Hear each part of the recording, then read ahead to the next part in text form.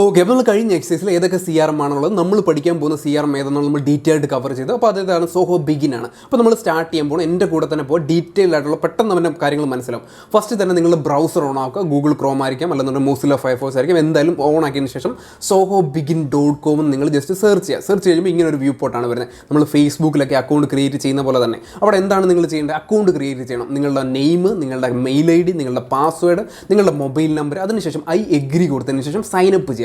Google account ഉള്ളവർക്ക് ഈ താഴെ പ്രസ് ചെയ്ത് കഴിഞ്ഞാൽ ഓട്ടോമാറ്റിക്കായിട്ട് ഗൂഗിൾ അക്കൗണ്ട് വെച്ചിട്ട് നിങ്ങൾക്ക് സൈൻ അപ്പ് ചെയ്യാം, അക്കൗണ്ട് ക്രിയേറ്റ് ചെയ്യാം. അത് കഴിഞ്ഞാൽ ഉടനെ തന്നെ ഒരു ബോക്സ് വരും. എൻ്റെ ഇത് കാണിക്കത്തില്ല, കാരണം എനിക്ക് ആൾറെഡി അക്കൗണ്ട് ഉള്ളതുകൊണ്ട് ആ ബോക്സ് കാണിക്കത്തില്ല, നിങ്ങൾക്ക് കാണിക്കും. അപ്പോൾ നിങ്ങൾ എന്താണ് ആ ബോക്സിൽ ചോദിക്കുന്നത്, നിങ്ങളുടെ കമ്പനിയുടെ പേര് ചോദിക്കും. ഏത് കമ്പനിയാണോ, ഞങ്ങളുടെയാണ് ഡാംഡോക്ക് പ്രൈവറ്റ് ലിമിറ്റഡ് എന്നാൽ ടൈപ്പ് ചെയ്യാം. അതല്ല നിങ്ങളുടെ ഒരു തൊട്ട് താഴെ തന്നെ നിങ്ങളുടെ ലാംഗ്വേജ്, നിങ്ങളുടെ ടൈം സോൺ ഏതായിരിക്കും, ഇന്ത്യയുടെ പുറത്തല്ല, ഇന്ത്യൻ ടൈം സോണാണ് നമ്മൾ കൊടുക്കേണ്ടത്. പിന്നെ ലാംഗ്വേജ് അത് ഇംഗ്ലീഷ് ആയിരിക്കും. അത് കഴിഞ്ഞതിന് ശേഷം റുപ്പീസ് INR ആണ് നമ്മൾ കൊടുക്കേണ്ടത്, USD ആയിരിക്കും കിടക്കുന്നത്.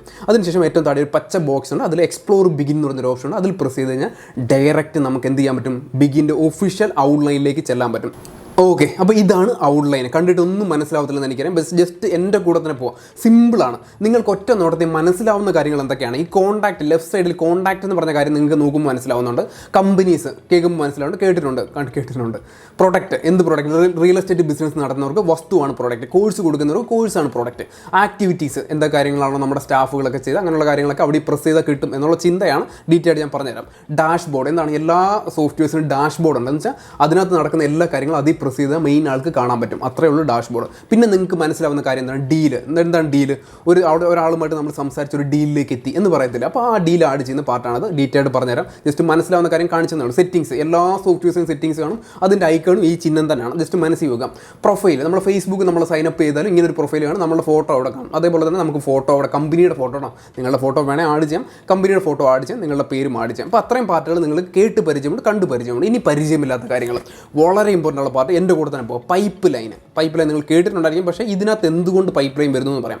സെയിൽസ് പൈപ്പ് ലൈൻ, നമ്മൾ അത് പ്രസ് ചെയ്യുമ്പോൾ സെയിൽസ് പൈപ്പ് ലൈൻ കുറേ കാര്യങ്ങൾ അല്ലാതെ കാണിക്കുന്നുണ്ട്. അതിനെപ്പറ്റി ഞാൻ ഡീറ്റെയിൽ പറഞ്ഞുതരാം.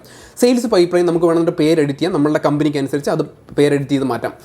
എന്താണ് സെയിൽസ് പൈപ്പ് ലൈൻ, ഡീറ്റെയിൽ കേട്ടോ, ബോർ അടിപ്പിക്കുന്നില്ല. ഫസ്റ്റ് ഒരാൾ, ഇപ്പോൾ ഞാനിപ്പോൾ ഒരു ഇൻസ്റ്റിറ്റ്യൂട്ട് നടത്തുന്ന ഒരാളാണ്. ഒരു സ്റ്റുഡൻറ്റ് ഞങ്ങളെ വാട്സപ്പ് വഴിയോ ഞങ്ങളുടെ സ്റ്റാഫിനെ വിളിക്കുകയാണ്, താല്പര്യമുണ്ട്. താല്പര്യമുള്ളതിന് മുമ്പ് ആ സ്റ്റുഡൻറ്റ് എന്താണ്, പ്രോസ്പെക്റ്റ് ആണ്, താല്പര്യത്തോടെ നിൽക്കുന്ന വ്യക്തി.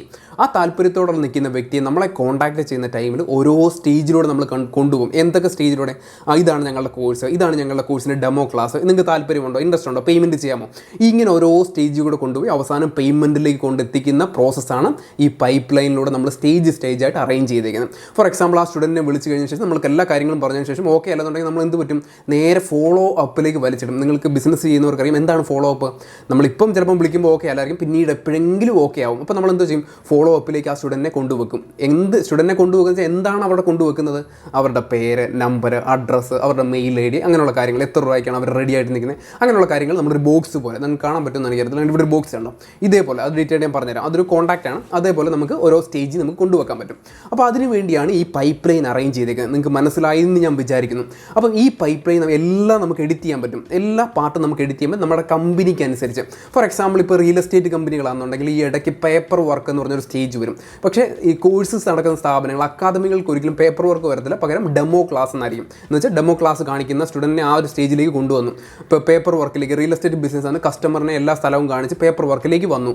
അപ്പോൾ ആ കസ്റ്റമറിനായിട്ട് പേപ്പർ വർക്കിൻ്റെ സ്റ്റേജിലേക്ക് വലിച്ചിടും.